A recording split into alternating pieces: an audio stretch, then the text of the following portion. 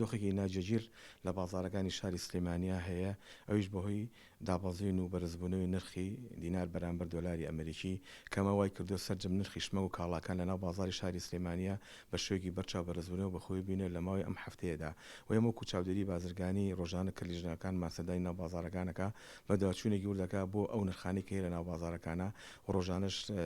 سەررجەم نرخی شمە و کاڵا پێداویستی ڕۆژانی هاوڵاتیان وەرەگیرێ بۆی بەداچوونی وردکرێ بۆ نرخەکان. بەرهەمی ناوخۆیمان زۆر کەمە بەداخەوە بۆ نمونە تەنها ئێستا ئەو بتاقی خۆراکیەکەمانەیە کە ئاردی بایعەکەیە تەوزیعکرێ تەنها ئەوە بەرزبوونەوەی بەخۆنەوەێنەژنا سەررجەم شمە و کاڵاکانی تر کە لە دەرەوەی هەرێمێ لە وڵاتانی تورکیا و ئێران و سینوانەوە هەیە مامەڵەکەی هەمی بە درای دۆلارە کامە وای کردووە دۆخێکی ناجی لە بازارەکانی شاری سلێمانیا دروست بێ بۆ نمونە ئێمە دوێنە چەندها کۆمپانیامان لا هەبووە کە هاتوون ئەوان بەی شوێ نرخەکانیان بەرز نەکردوتەوە هەموو تەنێک برنج بە 1300 دلار هەر 1300 دلاریانە بە فرۆشگاکان بە سوپەرمارکێتەکان بەس کەوان پارەکە ئەگۆڕنەوە ئەبێ هەموو گەڵایە 20,000 بۆ 22,000 بچێتە سەر ئەو شمەکەکە ماریش مەجبورین بیخەنە سەر کاڵاکان.